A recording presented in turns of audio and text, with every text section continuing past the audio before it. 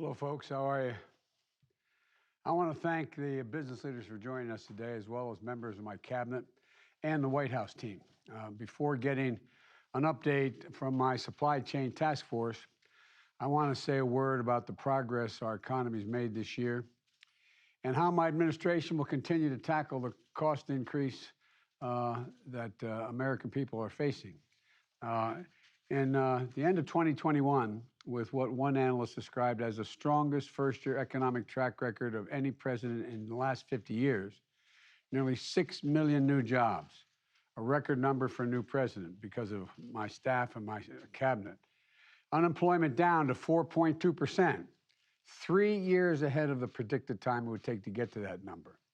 Applicants for new small businesses up 30% compared to before the pandemic, and the fastest economic growth in nearly 40 years.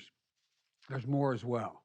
Today, America is the only leading economy in the world where household incomes and the economy as a whole are stronger than they were before the pandemic, even accounting for price increases. The economy I inherited nearly a year ago wasn't just in crisis, it wasn't working for working people. I told you that's the reason I ran.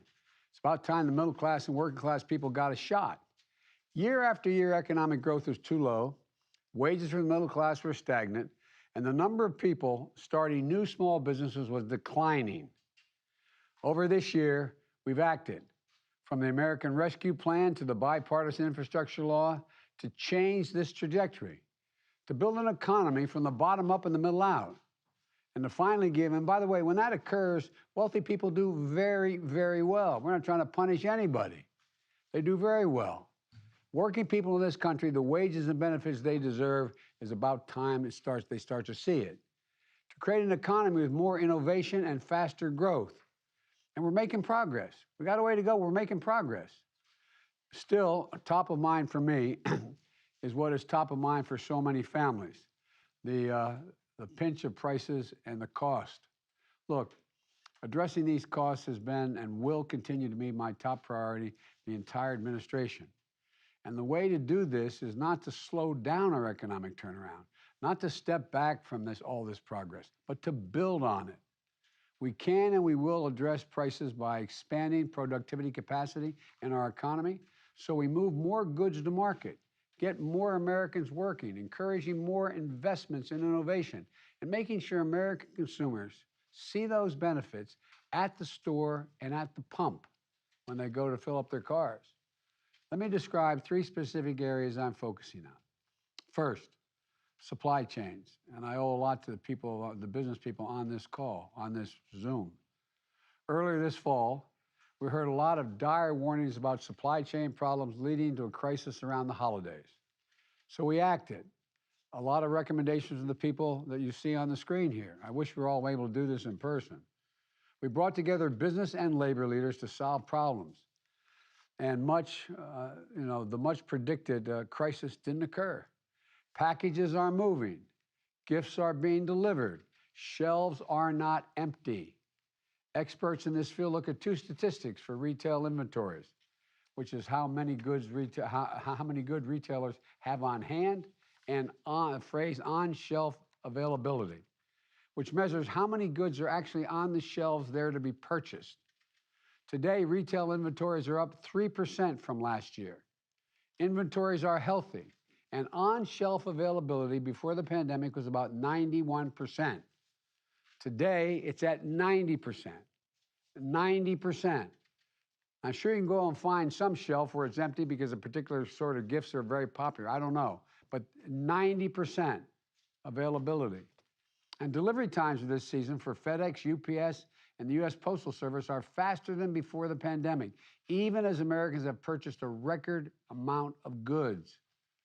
This is in part due to the progress we've made at our nation's ports, which are now moving historic amounts of goods. You know, after working with our administration, the ports of Los Angeles and Long Beach have nearly cut in half the number of those great big containers you see sitting on a dock for more than 8 days. This is striking progress since November.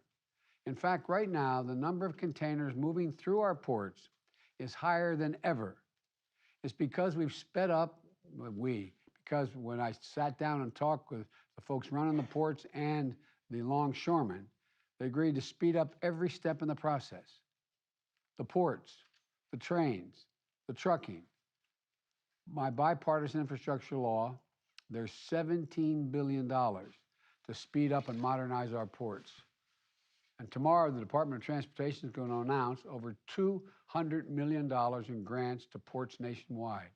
And we're making significant investment in freight rail as well. And we're also working to unstick bottlenecks between the ports and the stores by getting more trucks moving all around the country. We've heard a lot about the need for more truck drivers, and it's real. And we've gotten to work to address that. For example, I see Marty Walsh, my labor secretary. Marty, you've done a hell of a job, pal, cutting the red tape so that companies can set up registered apprenticeships for truck drivers in 2 days instead of 2 months, which it was before you took over. These apprenticeships are going to help new drivers get trained better and faster and help companies retain drivers in a field that has a lot of turnover. So I'm eager to hear about the new partnerships with trucking companies and states to get more truckers on the road and into good-paying jobs. We also need to build resilience into our supply chains. We can never again be left vulnerable the way we were in the early days of COVID-19. One important way to do this is to make more things here in America. That has been a goal of mine since day one of my administration. We've added more than 300,000 U.S. manufacturing jobs, more than 300,000 added since I took office on January 20th. And we're going to keep at it because the more of what we buy in America should be also made in America. The second area of protecting American consumers, take gas prices. Months ago, I saw oil production wasn't keeping up with the demand as the world started to get moving again, which could drive up prices at the expense of our consumers. That's why I work with international partners to coordinate the release of oil from our oil reserves and theirs.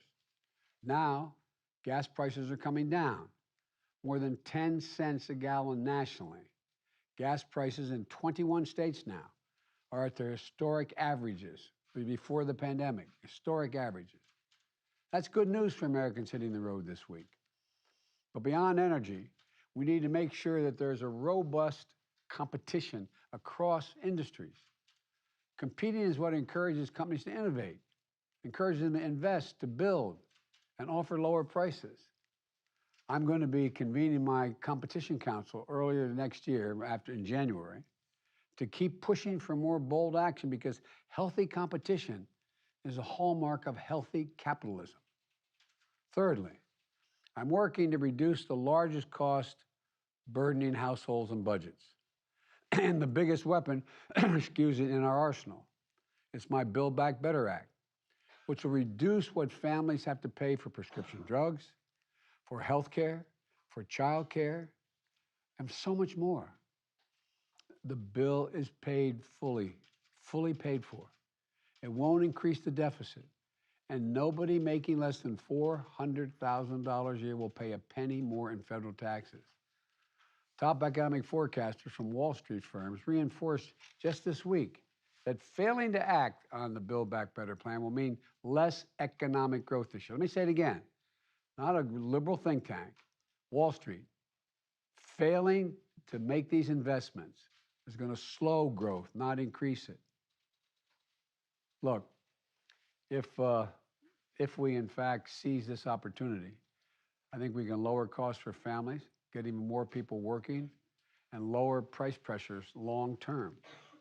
And we're going to keep working on all these fronts because it is so clearly what American families need right now.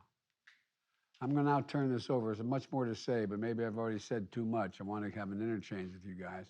But now I want to turn it over to Brian Deese to begin this meeting. We'll move with, I may have some questions in fairness. Great. Thank you, Mr. President. And we will move immediately into the first section of the agenda to focus on ports and logistics, the progress made, and additional steps to go forward. And we'll hear from John Porcari, Fred Smith, and Chris Connor, and then turn the floor for some questions. So, John, over to you. Thank you, Brian. Mr. President, we're making real and sustained progress at the ports. There's increased fluidity and velocity in the goods movement. As you reported, Los Angeles and Long Beach, which together are 40% of the imports to America, are moving record volumes of goods. And the percentage of the number of long-dwelling containers, the ones that have been there 8 days or more, has been cut in half. At the Port of Long Beach since mid-October, the dwell times for those containers has dropped from 12 days to 5 days. That's 140% improvement. And in Los Angeles, from 9 days to 4 days, 125% improvement. We are holding Monday, Wednesday, Friday morning action group meetings with leadership of the ports, with labor, the ocean carriers, terminal operators, railroads, and truckers to work through problems in real time and talk to each other through these problems. We're moving towards 24/7 operations at the ports. One of the ocean carriers, CMA CGM, has opened their gates 24/7 at their marine terminal and put an incentive of $100 per container for moving the containers that have been there 0 to 8 days, and $200 to do it nights and weekends. The two Get them off the port. On the port on a truck or train or heading to a warehouse or something. Is that the idea? That's exactly right, sir. That's to increase the velocity of the containers and move them as quickly as they hit the docks. Okay. The two railroads, BNSF and Union Pacific, have put incentives on those moves as well. And Pier Pass, which is the fee on truckers using the ports, has been waived nights and weekends to increase 24/7 operations as well. Innovations around the country include the Port of Savannah. The Georgia Ports Authority, with federal help, has put together a number of pop-up sites inland, in some cases hundreds of miles inland from the port, to move by rail and then truck both imports and exports, and about 500,000 containers a year will ultimately be moved that way. So together, these innovations and hard work have really increased the fluidity and velocity at the ports. They've helped activate increased activity all along the goods movement chain. And the net result is the shelves are stocked, packages are on porches. Well, thank you. Thanks for the great job you're doing for me. I really mean it. Thanks for joining us. Great.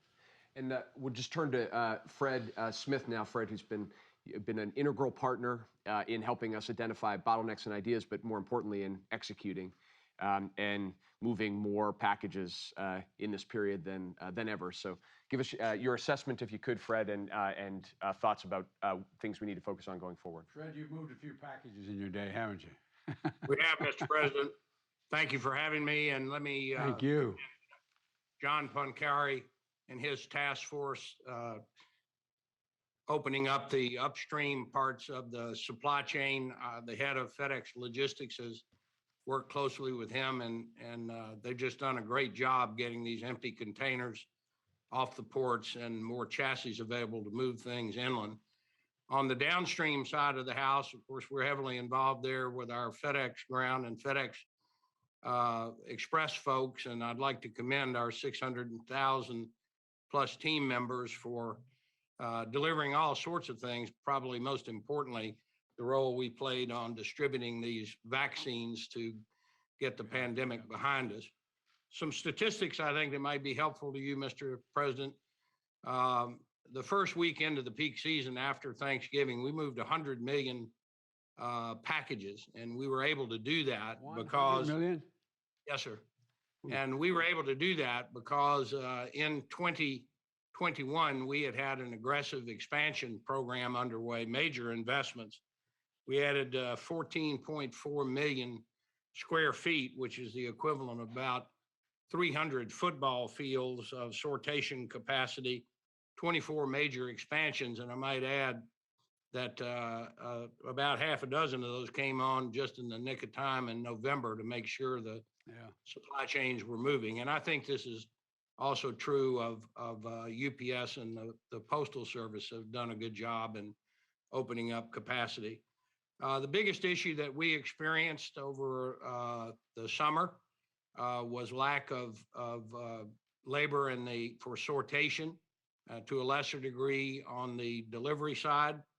To give you one statistic, which will illustrate that point, we processed approximately 52,000 employment applications online, of course, these days in May the 8th, that week. Over the last few weeks, we've exceeded 111,000 applications. So that's beginning to open up the supply chain. And there's still pockets. There's several articles in the business press today in that regard. Just in the last quarter, working around those isolated pockets cost us about $240 million. So getting to your point on inflation, as those begin to smooth out, I think you'll see less pressure on pricing in certain product categories. So the supply chain issues are not all solved, but there's a lot of effort underway to solve them, and we're optimistic that people will have a good peak season. And most of Santa Claus's products will be delivered to the consumers, and the retailers have done a great job of, as you mentioned, stocking their shelves, and many of them are our great customers too. So we're happy to take stuff into stores, into businesses, vaccines into hospitals, and e-commerce packages to people's homes. So we think the peak season is going to be a good one. I thought you were Santa Claus. You're doing a hell of a job. You got a big sleigh.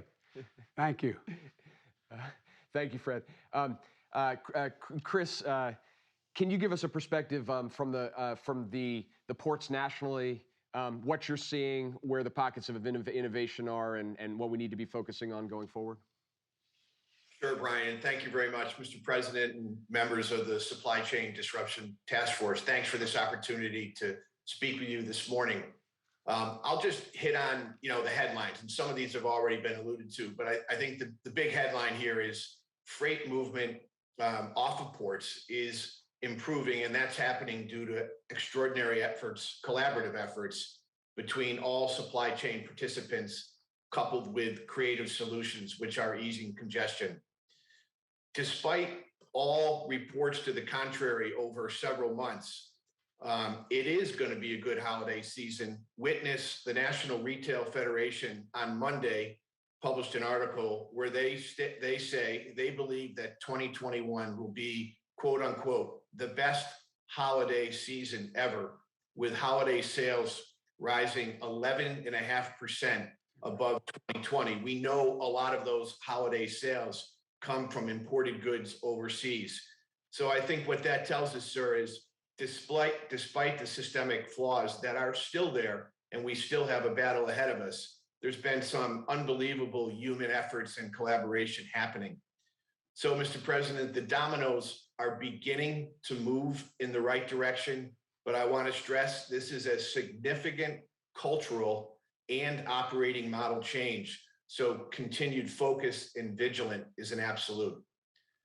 A few of the key lessons that we've learned.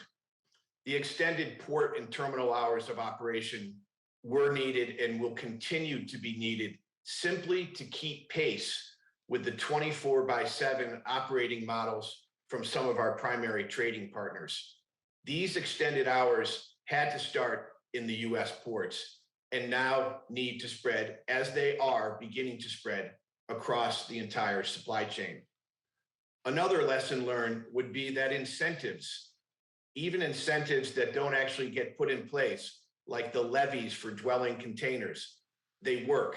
John also alluded to other types of incentive that ocean carriers and rail operators are putting in place. These have definitely contributed to the easing up. Off-port property, like the pop-up container yards, are a crucial element in accelerating freight movement. Secretary Pete, I believe you saw that firsthand last Friday down in Savannah, the 4 yards that the Georgia Ports Authority has put in place. This is just smart business and will allow us to move more freight through that footprint. Finally, looking ahead, and a few comments on the IIJA, which was signed into law on November 15th. As the president mentioned, this includes significant funding for ports and is sorely needed and is a crucial step in repositioning America's competitive posture in global trade. The port industry looks forward to working with DOT and MARAD to submit grant applications for this next round, this plus up round, and of course, to secure grant funding for resiliency and intermodal connectivity improvements at ports, small and large, across the country. Sustained federal investment in port infrastructure will spur public-private partnerships, which will further strengthen our nation's competitiveness. And finally, we're pretty excited about the mandate in IAGA, which calls for the establishment of the Office of Multimodal Freight Infrastructure. And we look forward to working with that office and it serving as a strategic, nonpartisan, and geographically agnostic body to help develop smart and actionable direction and policy recommendations for the future. Mr. President, thank you again for this opportunity. Chris, I want to emphasize, if I may, we get through this season. That's good stuff. A lot's going on. But one of the reasons I insist that there be so much billions of dollars in the 4 ports in the infrastructure plan is I want this to be universal. You know, I don't want this just focused just on the big ports. There's a lot we can do, as you know, and I'm anxious to literally, I mean this sincerely, sit down with you and your colleagues and come up with the game plan, some of which you outlined here, as to how to get this done. And Pete is ready to do it. I mean, we're ready to move on this. And so, because I think we can not only, you know, that old expression, make lemonade out of lemons, I think we got a shot here to come out of this whole crisis, not only to, you know, that phrase, build back better, but to literally be in a better circumstance next year than we were before the crisis hit. I mean, I think, and anyway, we should be leading the world, and I think we can. But thank you. I agree. Thank you, sir. Thank you, Mr. President. We're going to pause quickly and give the press an opportunity to depart, and then we're going to turn to next section of our meeting on